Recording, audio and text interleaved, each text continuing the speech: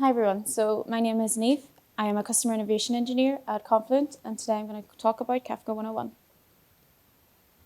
Has anyone used Kafka before or heard of it? Brilliant. Okay, well hopefully you all will still learn something from this today. So first I'm going to talk about what Kafka is. I'm going to talk about producing to Kafka, brokers, consuming from Kafka, topics and partitions, some more information about brokers, and some use cases. And at the end we'll have a Q&A. So what is Kafka? Kafka is an event streaming platform used to collect, store, and process real-time data streams at scale. What do I mean when I say event streaming platform? What is an event? An event is something that has happened along with a description of what has happened. So you can think of events from your smart thermostat telling you the current temperature in your hallway. That is an event, and the description is your current temperature. You can maybe think of an event as people clicking on links on a website. They are all events, and the description is what links they've clicked on. Even bank transfers, again, they're all events, and the description could be the account that the monies came from, the account that it's going to, and the amount of money that's being transferred. All of these events are data in motion. It is a constant stream of data. What do I mean when I say data in motion? Well, imagine ringing a friend and finding out how they've been since the last time you talked to them. That is getting a static snapshot of how they've been. You don't need to do that anymore. You can go onto their Instagram, you can see their Instagram posts, their stories, their Facebook posts, or their snap maps. Even newspapers. When you buy a newspaper, that article was written yesterday, it had to be edited, it had to be sent to be published or printed, and then you had to go to the shop and get that newspaper. Now you can go into Twitter, Google News, or Apple News. This need for current real-time information caused a paradigm shift called event stream processing. And what event stream processing does is try to address the need of real-time processing to reflect the current state of the data. So now we have this idea of streams of data. Let's look at Kafka. So this is a high-level architecture of Kafka. We have our producers, and our producers push messages to our Kafka cluster. And then we have consumers, and our consumers consume these messages. And this is the structure of a message. We have our headers, our key value, that are business relevant data, and our timestamp. Our headers are completely optional. Our keys are normally a string, and our value is normally a serialized object. The timestamp can be the time, whether that's the ingestion time or the creation time. And this is an example of a message. So when you think of a bank transfer, money going from one account to another, here we have Anya trying to send Mark £10. Well, the headers, like I've said, is optional. We have our key, which is Anya. We have our object, which is our payment of £20 to Mark. And then we have our timestamp, which is our 30th of April 2022 at 4 p.m.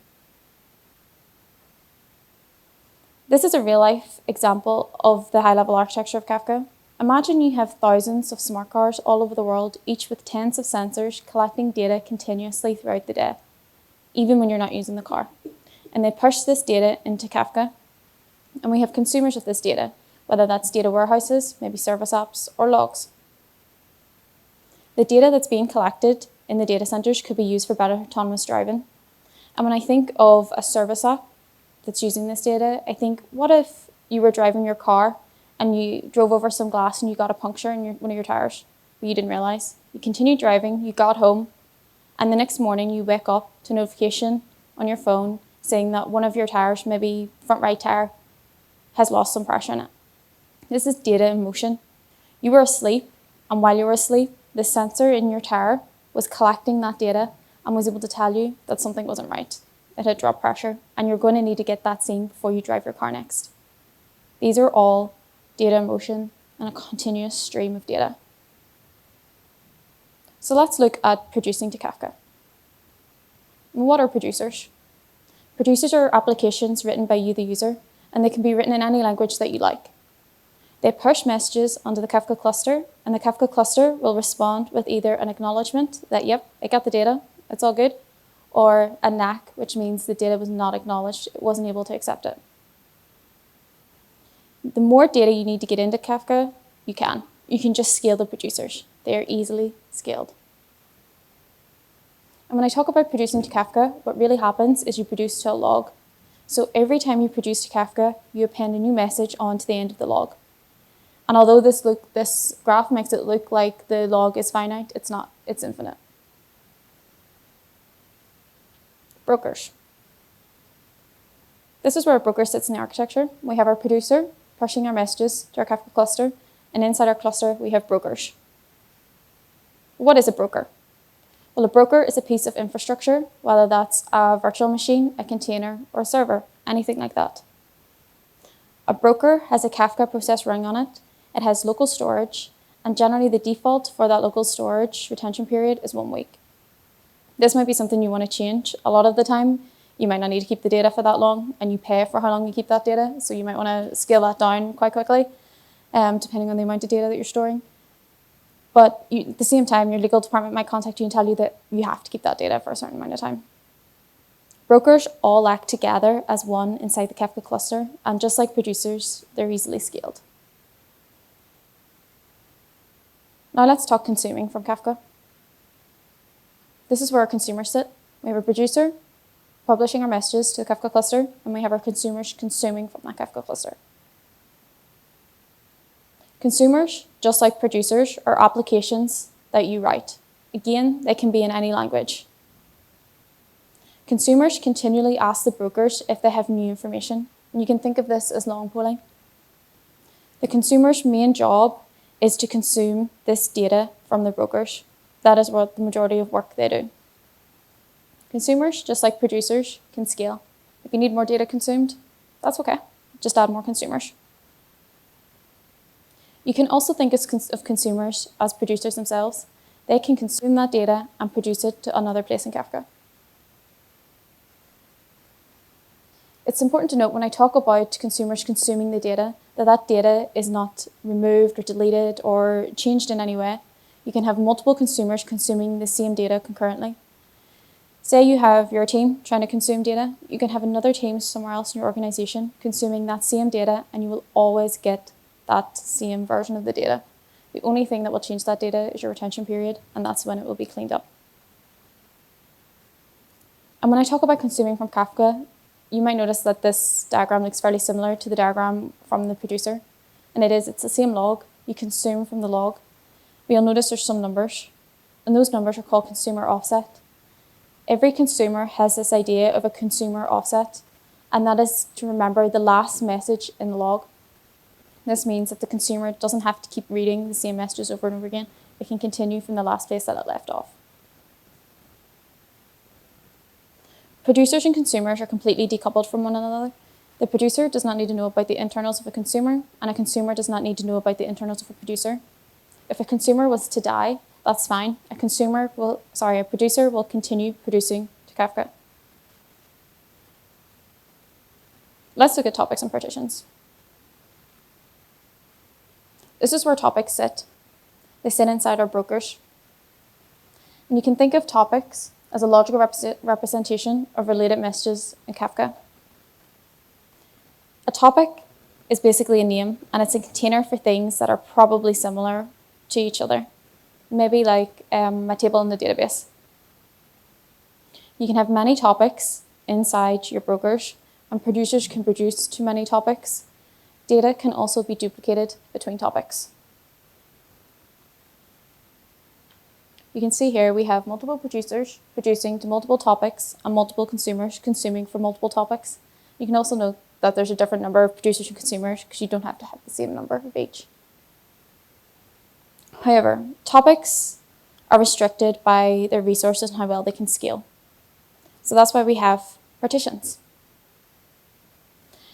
Partitions are breakups of these topics. And when I talk about topics, topics are really a log, and partitions are snippets of this log broken up so that they can be spread across brokers and have a more spread view and parallelize the work and increase throughput. However, how do we know what messages go to which partitions from our producer? Well, that's where our key and our value come in from our message that we looked at earlier. If there is no key in our message, each message that comes from our producer will go in a round robin around the partitions. So our first message will come in, and that will go to the next slot in our partition. then the next message will come in, the next one, and so on. However, what if we want to be able to guarantee order of our messages coming from our producer? Well, this is where we can set the key. Every message from a producer with the same key will go to the same partition. So here we can see all our messages with our diamond will go to partition 1, all the messages with a circle will go to partition 2, and all the messages with a triangle will go to partition 3. And it doesn't matter what order they come in, they will go to the right partition. But why would we want to be able to guarantee the message order? Well, imagine you have your smart thermostat, and maybe you're lucky enough to live in a climate where you need air conditioning and heating.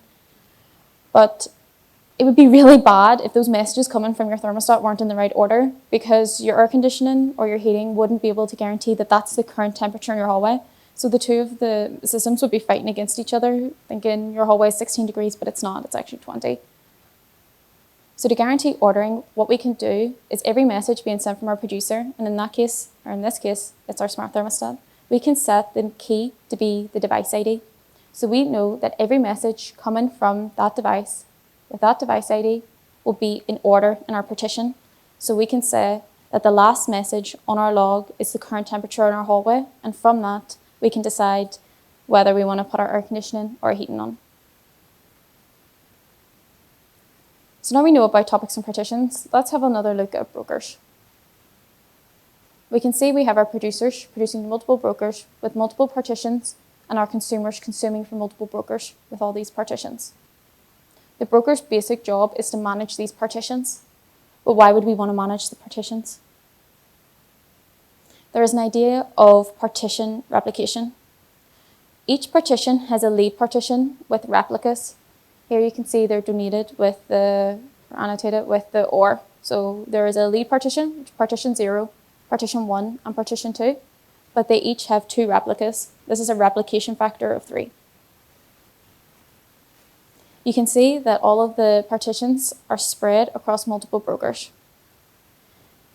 This helps us create a spread system that is, if a broker was to die, we still have data available. This is because our producers always push to the lead partition, and our consumers always consume from the lead partition. And we have the replicas sitting here, and they contact the lead partition, and they get the current data that is in that lead partition. And we do this because you can see one of our brokers has just died, but we need to be able to ensure that that data is able to continue being either read, produced from our producer, or read to our consumer.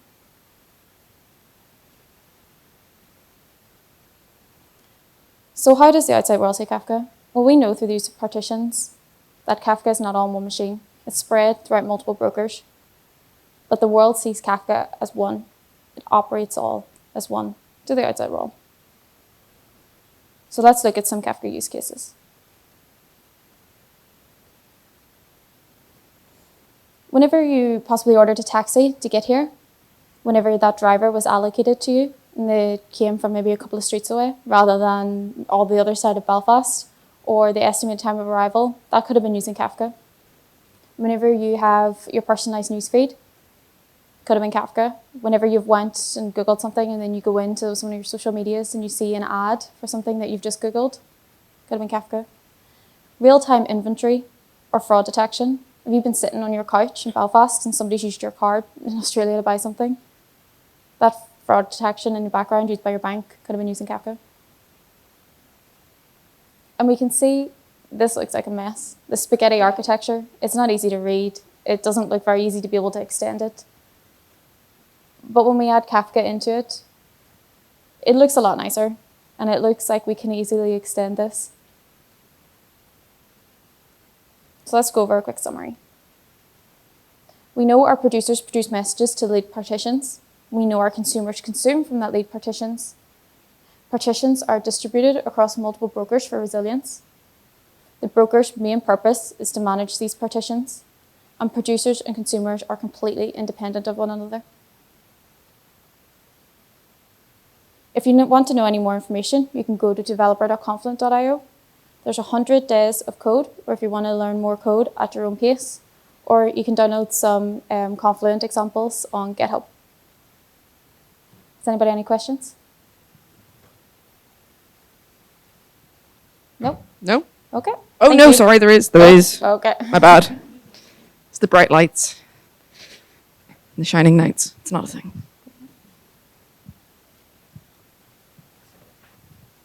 Hi, thanks very much for your talk. I was just wondering about, you're talking about Kafka and how it's kind of event-driven.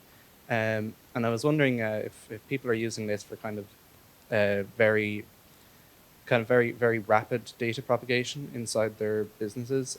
What would the kind of latency of some kind of system like this be? How quickly can it get maybe information from one producer to a large number of consumers, for example? Is it a good technology for that kind of thing, or is there maybe a better way of doing stuff like that? Sorry, so is it, are you talking about like a small amount of data or a large? I guess a lot of maybe like small updates, like kind of maybe you're propagating, you know, maybe you'd be doing something like news or something like that.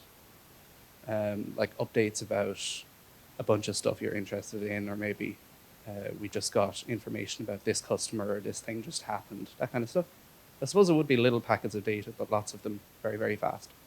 Yeah, 100%. Like, if you have producers producing a large amount of data or any amount of data, and you need consumers consuming that data fairly quickly, then yeah, I would say Kafka would be your best shot. Thanks very much. Cool. Anyone else? Actually, no. Okay, great. Thank you so much. Thank you.